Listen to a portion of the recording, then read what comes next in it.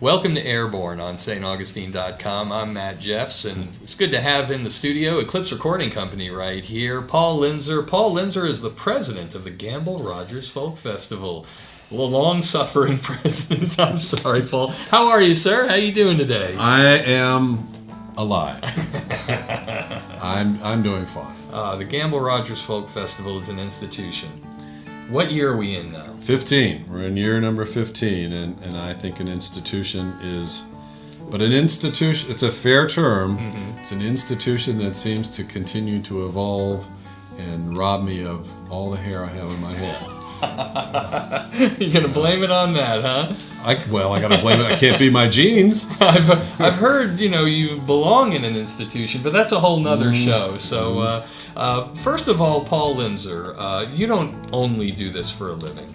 Oh, of course not. No, this is purely volunteer work. My career is based on biology. I'm actually a professor at the University of Florida's Whitney Laboratory and have been there for 28 years. And for the last dozen or so years, I've worked on the biology of mosquitoes from a perspective of a lot of different perspectives, including bioterrorism, disease prevention, annoyance, and we have a very strong connection with the malaria mosquito, which, as most people should be aware, and if you're not, I'll let you know, kills about 2,000 or 3,000 kids every day. Good gracious. So, malaria in the world is the number one. Mosquitoes are the number one killer of any kind of organism on the planet. That's interesting work. Again, as a scientist, what would draw a scientist to Gamble Rogers and the Gamble Rogers Folk Festival? Well, it's a long story. I'll abbreviate it tremendously. What drew me into this festival is a couple of things. One, I've had a lifelong interest in music and folk music. In fact, started playing the guitar when I was about 12 in response to Bob Dylan. But when we moved to St. Augustine, my kids entered the local school system, and when they were in middle school, a guy named Dan Downs, who was one of the founders of the Gamble Rogers Folk Festival, saw me walking around the grounds of the first Gamble Rogers Folk Festival and basically said, "Why aren't you volunteering to help me?" And since then, I was almost immediately went from being a schlep, which is what I wanted to do. You can imagine having a career as a research scientist is sometimes a fairly heady job, that having the opportunity to be a nail nailer and a screw screwer and a plank lifter was really refreshing in the summer, and I would take vacation time to participate in the festival. Well, about 2 years into my volunteer status, I was elected the treasurer, which I have been ever since. And about 4 or 5 years ago, Dan Downs retired from the festival, and I took over as the president of the not-for-profit organization. So the Gamble Rogers Folk Festival is, in fact, a 501c3. Remembering the festival from its beginnings, and wasn't the first headliner Arlo Guthrie? Was that the first? He wasn't one? The first, no. He was well in, probably 5 or 6 years into it. Okay. But Arlo Guthrie has been there. Richie Havens has been there before. Right. There have been a lot of big names from my generation, and newer names as well that are moving on. Gillian Welsh played at our festival before anybody knew her, and that was pretty thrilling. Yeah. Yeah. And so now try to bring her back. Yeah. Can't afford that. But we did have her at the festival probably 10 years ago or so. New and exciting things happening this year, different than before. Tell us a little bit about that and its relevance, because I think it has something to say with. It almost sounds like a walking tour. Tell us. I mean, it's fascinating. Well, the festival, when it was first conceived, there were a lot of different game plans that were put on the table. One of the game plans was that it would be a festival that would take place in St. Augustine. It would be spread around town, because St. Augustine is where Gamble Rogers lived. Gamble Rogers loved St. Augustine. He performed here. Mm-hmm. He really fine-tuned his craft here in St. Augustine. And so one of the original scenarios was to build something in downtown. But at that time, the opportunity existed to use the old St. Augustine Amphitheater the Cross and Sword. For those who've been around long enough to remember that, the Cross and Sword is the location for the festival, and there was very little going on at the Cross and Sword at that time. It was turned over to the county and the city by the state, and the whole state play lost its funding and didn't happen anymore. So it was run down. The maintenance had not really been done in many years, and it was available for a song. A song. So to speak.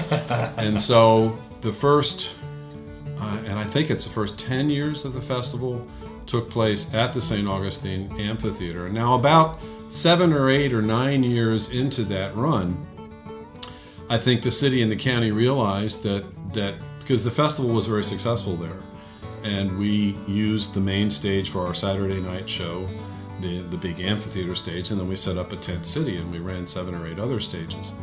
But the city and the county decided that the amphitheater had real potential, and so they invested heavily in rebuilding that amphitheater and developing it as a regional or a national venue for fairly high-ranking musical entertainment. And that really kind of changed the tone of the place dramatically. And so although we were one of the first events to use the renovated amphitheater, it didn't really work well as a festival site. It works very well as a single venue, but as a festival site with many different things going on at once, it really is not very effective. And so 3 or 4 years ago, we elected to move out to the county fairgrounds, which had undergone also some renovations and made it more hospitable to the kind of event that we produce. And that worked fairly well, except in reality, St. Augustine folks don't really go out to the fairgrounds very often unless they're twisted to do that. And so over the 2 years that we held it at the fairgrounds, we grew our audience from far away, from over 50 miles away, but our local audience dwindled. And so the original idea, one of the early ideas of having it in downtown St. Augustine emerged again, and we debated the possibility for several months and interacted with our board of directors, some of the trustees that we have, and folks that we communicate with on a regular basis.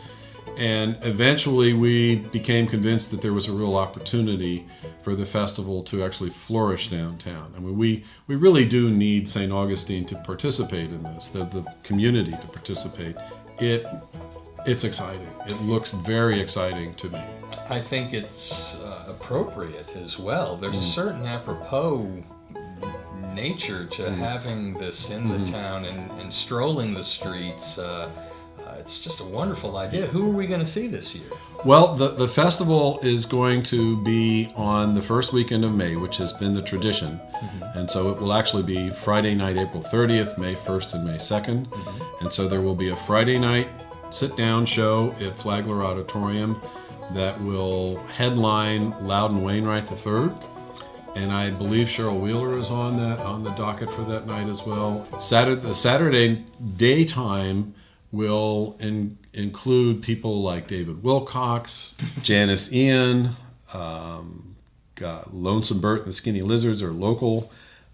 Patty Larkin, Janice Ian, I mentioned Janice Ian. The headliner for the Saturday night show is Ralph Stanley and the Clinch Mountain Boys. And so what we're actually doing Saturday night, during the day Saturday, there will be 8 stages operating around town, and there are a number of different locations. The Government House is one. Actually, the Trade Winds is a stage. The Art Association is a stage. There are 3 stages that will be in property owned by the city in the Old Spanish Quarter. The Milltop will be a stage. And that website? Oh, the website, right. The website is www.GambleRogersFest. So that's one word, GAMBLEROGERSF, as in Frank, EST.org. And so that all of this information that I've been spewing is on that website and more. Thank you so much. You're Paul very Linzer, welcome. Really appreciate it. President of the Gamble Rogers Folk Festival. Thank you, Matt. Those dates again. April 30th is the opening of the show, Friday night at the Flagler College Auditorium, and then May 1st and 2nd, Saturday and Sunday, downtown all over the place. Paul Linzer, thank you again. You're welcome, Matt, and it's good to see you again. Likewise, It's been a while. Yeah, it's been It's a while. okay. You've been Airborne with Matt Jeffs on staugustine.com, bringing interesting people from your world so you can stay dialed into your community and the folks who make it tick. See you next time, everybody.